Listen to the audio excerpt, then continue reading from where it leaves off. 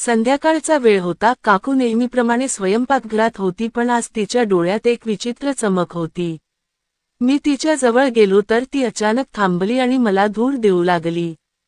तिच्या नजरेतून जणू काही अनोळखी भावना माझ्यावर ओतल्या जात होत्या. त्या क्षणात सर्व काही थांबले होते आणि माझ्या मनात अनेक प्रश्न उभे राहिले. पण तिने माझा हात धरला आणि माझ्या खोलीत जाऊन माझ्याबरोबर. आमच्या घरात काकूचा एक खास स्थान होते.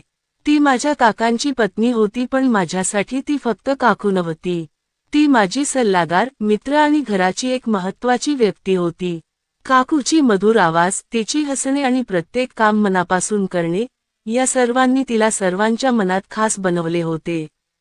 काकू दिसायला खूप सुंदर होती.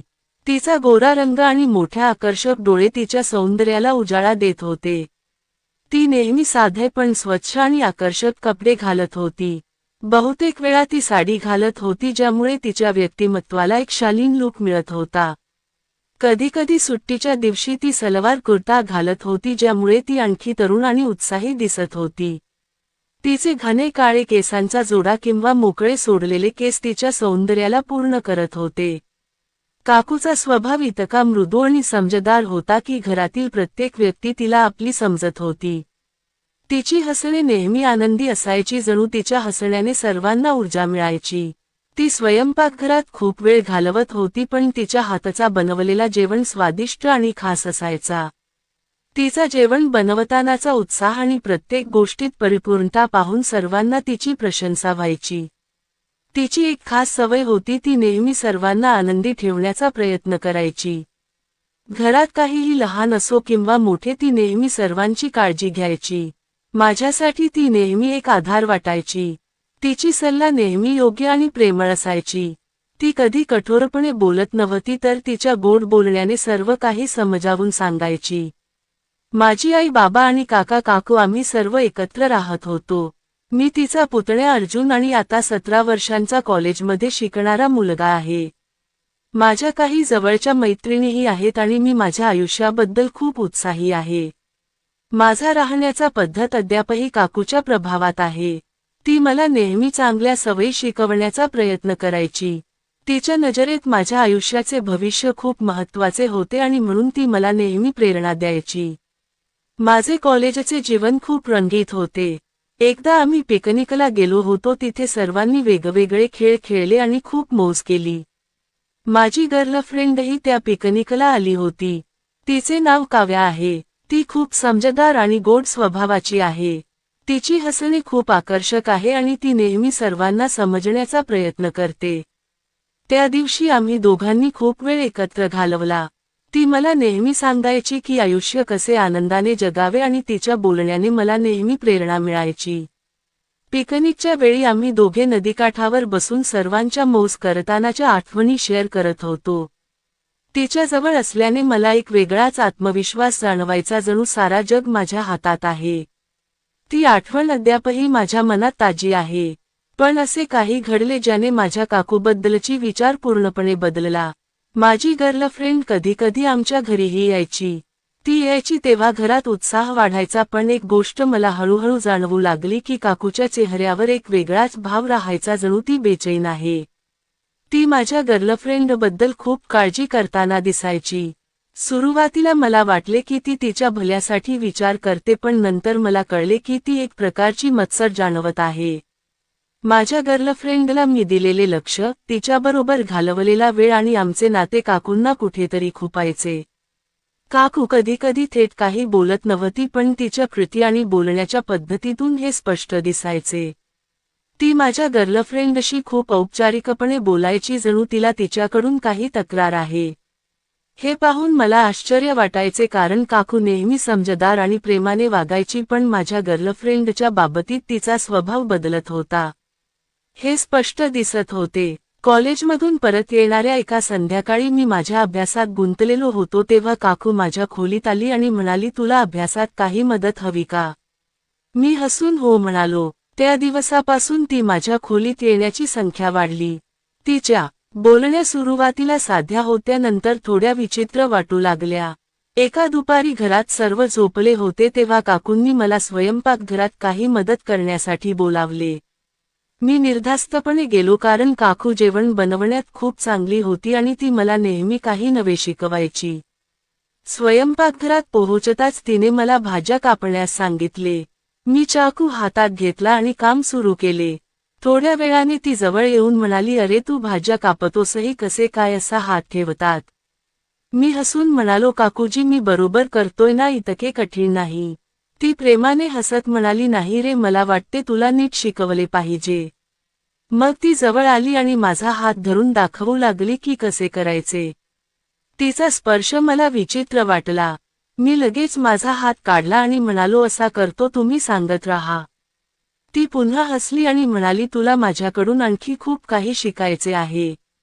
मी तिच्या बोलण्याकडे दुर्लक्ष करून भाज्या कापत राहिलो. थोड्या वेळाने तिने माझ्या खांद्यावर हात ठेवून म्हणाली, तू खूप हुशार आहेस, पण काही गोष्टी अद्याप शिकायच्या आहेत. माझी बेचैनी वाढू लागली पण मी काही बोललो नाही. काम संपल्यावर मी हात धुण्याचे निमित्त करून बाहेर निघालो. बाहेर जाताना ती म्हणाली, इतक्या लवकर का गेलास, अद्याप खूप काम बाकी आहे, पण मी तिच्या बोलण्याकडे दुर्लक्ष केले.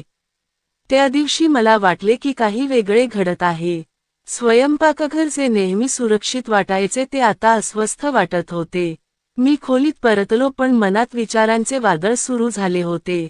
मी विचार केला की याबद्दल कोणाशी तरी बोलले पाहिजे, पण कोणाशी आणि कसे हे समजत नव्हते. एकदा संध्याकाळी काका बाहेर गेले होते. मी अभ्यास करत होतो आणि काकूंनी अचानक माझ्या खोलीच्या दारातून आवाज दिला, अरे तुला टीव्हीचा रिमोट सापडला का. मी हैराण झालो, रिमोट माझ्या खोलीत कसा येईल. मी उत्तर दिले नाही. काकू टीव्हीच्या आसपासच पहा, पण ती तिथेच उभी राहिली आणि म्हणाली, तुला काही चांगले सांगायचे होते, तुझ्या अभ्यासाची सर्व खूप प्रशंसा करतात, तू खूप प्रामाणिक आहेस. मी हसलो आणि म्हणालो, धन्यवाद काकू. ती पुढे म्हणाली, तुझा अभ्यास खूप चांगला चालला आहे, पण तुला स्वतःसाठीही वेळ द्यावा लागेल. जर तुला टीव्ही पाहायला आवडत असेल तर कधी-कधी माझ्याबरोबर बसून काही चांगले पहा. मी हसून डोके हलवले, हो पाहाल कधी. त्याचवेळी ती माझ्या टेबलवर ठेवलेल्या काही नोट्स पाहू लागली. हे तुने कधी लिहिले, खूप चांगले वाटते आहे. ती म्हणाली, काकू हे माझ्या असाइनमेंट्स आहेत, मी आत्ता तयार केल्या आहेत. मी सांगितले. तिने नोट्स हातात घेतल्या आणि जवळजवळ माझ्या खांद्यावर येऊन उभी राहिली. तिचा चेहरा खूप जवळ येत होता हे मला जाणवले. तुझे लेखन खूप चांगले आहे, ती म्हणाली. माझ्या मनात गोंधळ वाढला. मी हळूच विचारले, काकू तुम्ही रिमोट शोधायला आलात ना. ती थोडी गोंधळली आणि म्हणाली, हो, पण तुझ्याशी बोलायला चांगले वाटते. मी लगेच उत्तर दिले, माझे काम बाकी आहे काकू, नंतर बोलू. ती निघून गेली पण तिच्या वागण्यातील विचित्रपणा मला वारंवार जाणवत राहिला. त्यानंतर माझे लक्ष अभ्यासात. मी काकांशी खुलून बोलले पाहिजे. गेल्या काही दिवसांपासून काकूच्या वागण्यात बदल मला सतत दिसत होता. मी त्याकडे जास्त लक्ष न देण्याचा प्रयत्न केला, पण एका दिवशी असे काही घडले ज्याने मला तिच्या वागण्याचे खरे कारण समजले. त्या दिवशी दुपारी घरात कोणी नव्हते. आई, बाबा आणि काका बाहेर गेले होते आणि मी अभ्यास करत होतो तेव्हा काकू माझ्या खोलीत आली. तिच्या हातात 2 कप होते. अरे तू खूप अभ्यास करतोस, चहा घे, ताजे होईल, ती म्हणाली. धन्यवाद काकू, मी उत्तर दिले आणि कप हातात घेतला. ती थोडा वेळ माझ्या खोलीत थांबली आणि माझ्या अभ्यासाबद्दल बोलत राहिली. तू खरंच खूप हुशार आहेस, तुझ्या अभ्यासाचा विषय मला खूप कठीण वाटतो, तुला कधी कंटाळा येत नाही का, ती विचारत होती. कधी कधी येतो, पण हे सर्व करावे लागते, मी उत्तर दिले. तिच्या डोळ्यात एक वेगळे काही होते. ती थोडी जवळ सरकली आणि म्हणाली, तुला मदत हवी असेल तर मला सांग, मी आहे ना.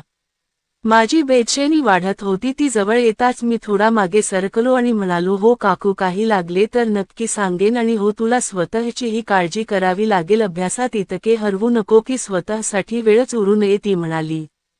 मी हसत म्हणालो, हो काकू, तुमचे म्हणणे बरोबर आहे. ती काही क्षण थांबली आणि मला टक लावून पाहत राहिली. मग अचानक म्हणाली, तुझ्या खोलीची साफसफाई करायची का, माझ्याकडे आत्ता वेळ आहे. नाही काकू, मी सांभाळतो, मी थोडी घाईत उत्तर दिले. ती पुन्हा हसली आणि म्हणाली, तुला खूप मदत करण्याची इच्छा आहे, पण ठीक आहे, मी जाते. चहा चांगला वाटला का. हो, खूप चांगला होता, मी उत्तर दिले. ती खोलीबाहेर गेली पण तिच्या वागण्याने मला अद्यापही त्रास दिला. त्या घटनेनंतर मला वाटले की काही गोष्टींकडे दुर्लक्ष करू शकत नाही. त्या दिवशी माझ्या मनात एक ठाम विचार आला की मला या वागण्याचा सामना करावा लागेल आणि योग्य निर्णय घ्यावा लागेल. त्यानंतर एका संध्याकाळी घरात वीज गेली होती, संपूर्ण घर अंधारात बुडाले होते. मी माझ्या खोलीत टॉर्चच्या प्रकाशात काही अभ्यास करत होतो तेव्हा काकू माझ्या खोलीत आली. तिच्या हातात एक मेणबत्ती होती आणि ती म्हणाली, वीज नाही म्हणून मेणबत्ती आणली, तुला अभ्यास करताना त्रास होऊ नये. धन्यवाद काकू, मी उत्तर दिले. ती काही क्षण तिथेच उभी राहिली. खोलीच्या मध्यम प्रकाशाने वातावरण थोडे वेगळे वाटत होते. ती मेणबत्ती माझ्या टेबलवर ठेवताना म्हणाली, काय अभ्यास करतोस? एक कादंबरी आहे, मी उत्तर दिले. काय सांगते तूने, मला तुझ्या आवडीच्या गोष्टी कधी सांगितल्या नाहीत, ती म्हणाली. तिच्या बोलण्यात एक वेगळी आत्मीयता होती. खास काही नाही काकू, फक्त वेळ घालवतो आहे, मी म्हणालो. ती माझ्या जवळ बसली आणि म्हणाली, तू मला सांग, तुझे मन हलके होईल, मी तुझी काकू आहे, मला सांगण्यात काही हरकत नाही. तिच्या या वाक्याने मी थोडा सावध झालो. काही खास नाही काकू, मी ठीक आहे, मी लगेच उत्तर दिले. तिने माझ्या हातावर हात ठेवून म्हणाली, तुझ्या आयुष्यात काय चालले आहे हे मला जाणून घ्यायचे आहे. कधी कधी बोलून मन हलके करणे चांगले वाटते. तिच्या या वागण्याने मला आणखी गोंधळ होऊ लागला. सर्व ठीक आहे काकू, तुम्ही काळजी करू नका, मी तिच्या हातातून माझा हात हळूच काढला. ती काही क्षण मला पाहत राहिली आणि मग हसत म्हणाली, ठीक आहे, तू म्हणतोस तर ठीक, पण लक्षात ठेव, मी तुझ्याबरोबर आहे. मी फक्त डोके हलवले. ती बाहेर जाण्यापूर्वी म्हणाली, चांगले अभ्यास कर आणि स्वतःची काळजी घे. ती खोलीबाहेर गेली तेव्हा मी थोडा वेळ स्तब्ध बसलो राहिलो. त्या दिवशी तिच्या त्या वागण्याने माझ्या मनात अनेक प्रश्न उभे केले. मग एका दिवशी सकाळचा वेळ होता, मी नुकताच आंघोळ करून बाहेर आलो होतो. केसांतून पाणी टपकत होते तेव्हा मी टॉवेल शरीरावर घातले आणि कपाटाजवळ गेलो. त्याचवेळी काकू अचानक तिथे आली. अरे काय रे, अद्याप तयार झाला नाहीस का, ती म्हणाली. हो, आत्ता कपडे घालतो, मी उत्तर दिले. थोडी घाईत ती थोडा वेळ मला पाहत राहिली. तू असाच टॉवेलमध्ये फिरतोस, आसपास कोणी असेल तर काय होईल, ती हसत म्हणाली. मी थोडा लाजून म्हणालो, असे काही नाही काकू, लगेच तयार होतो. ती हसली आणि म्हणाली, ठीक आहे, तुला काही मदत हवी का, कपाट नीट लागलेले दिसत नाहीये, ती जवळ येत म्हणाली. नाही काकू, मी ठीक करतो, मी लगेच म्हणालो. तरीही कधी कधी दुसऱ्यांची मदत घेण्यात काही हरकत नाही, ती म्हणाली आणि कपाट उघडून पाहू लागली. मी तिला थांबवण्याचा प्रयत्न करत होतो पण ती कपाट उघडून कपडे काढू लागली. हे पाहून, हे फोल्ड करायचे होते ना, ती म्हणाली. हो पण मी करतो, मी थोडा त्रासून उत्तर दिले. ठीक आहे, पण इतके बेफिकीर होऊन टॉवेलमध्ये फिरू नकोस, ती हसत म्हणाली आणि बाहेर निघून गेली. त्या क्षणानंतर मला तिच्या या वागण्यावर विचार करावा लागला. तिची हसणे आणि सहज बोलणे सामान्य होते पण तिचे वारंवार जवळ येणे मला त्रास देत होते. त्या दिवसानंतर मी जास्त सावधानी घेण्याचा निर्णय घेतला. मागील काही घटनांनंतर मी काकूच्या वागण्यावर जास्त लक्ष ठेवू लागलो होतो. ती माझ्याशी काही जास्तच आत्मीयतेने वागत होती पण मी शक्य तितकी दूरी ठेवत होतो. एका सकाळी अशी झाली जी माझ्या संयमाची परीक्षा घेणारी ठरली. त्या दिवशी सकाळी मला अभ्यासात उशीर झाला होता म्हणून तयार होण्यासाठी धावपळ करत होतो. आंघोळ करून मी लगेच कपाटाजवळ पोहोचलो आणि माझ्या आवडीचे कपडे शोधत होतो तेव्हा काकू माझ्या खोलीत आली. तिच्या हातात काही इस्त्री केलेले कपडे होते. हे घे, मी तुझ्यासाठी कपडे तयार करून ठेवले आहेत, ती म्हणाली. धन्यवाद काकू, पण मी स्वतः घेऊ शकतो, मी थोडी घाईत उत्तर दिले. तुला नेहमी इतकी घाई का असते, थोडे शांत बस, ती म्हणाली आणि माझ्या पलंगावर बसली. काकू, कॉलेजला उशीर होईल, मी तिला सांगितले. अरे पण तुझ्या आवडीची शर्ट मी इस्त्री केली आहे, ही घाल ना, ती म्हणाली हातात शर्ट देत. हो धन्यवाद, मी म्हणालो आणि कपडे घेतले पण माझ्या कपडे बदलण्याच्या तयारीवर तिची नजर होती हे मला माहीत नव्हते. मी माझा टॉवेल काढून शर्ट घालायला सुरुवात केली. तेव्हा ती म्हणाली, तुझे ड्रेसिंग सेन्स खूप चांगले आहे, तुझ्यावर सर्व काही खूप चांगले दिसते. मी एकदम थांबलो. तिची आवाज साधी वाटली पण तिच्या नजरेत काही विचित्र होते. मी लगेच शर्ट घातली आणि तिला म्हणालो, काकू मी निघतो, उशीर होतो आहे. ती उठून माझ्या जवळ आली आणि म्हणाली, अरे इतके लाजतोस का, तुझ्या सवयींमुळे कधी कधी मला हसू येते. काकू आता मला खरंच जायचे आहे, मी थोडा गंभीर होऊन म्हणालो. तिने माझ्या खांद्यावर हात ठेवून म्हणाली, ठीक आहे, पण लक्षात ठेव, काहीही त्रास असेल तर मला सांग, मी तुझ्याबरोबर आहे. मी फक्त डोके हलवले. ती हसत बाहेर गेली पण तिचे वागणे आणि बोलणे माझ्या मनात बसले. त्या घटनेने मला पुन्हा एकदा जाणवले की काकूच्या या वागण्याचा काही उपाय काढावा लागेल. मागील घटनांनी माझ्या मनात खूप गोंधळ निर्माण केला होता. अखेर मी निर्णय घेतला की याबद्दल काकांशी थेट बोलले पाहिजे.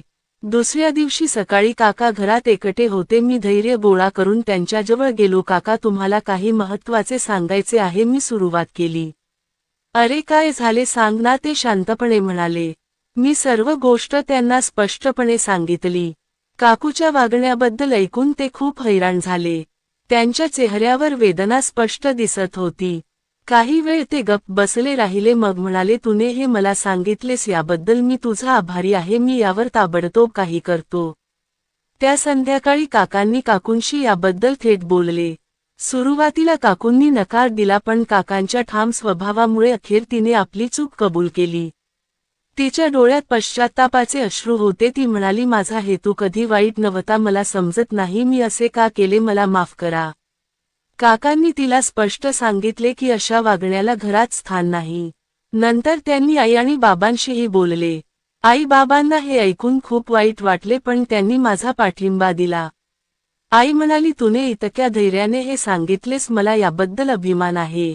त्या दिवसानंतर घरातील वातावरण बदलले. काकूंनी आपल्या वागण्यात सुधार करण्याचा प्रयत्न सुरू केला.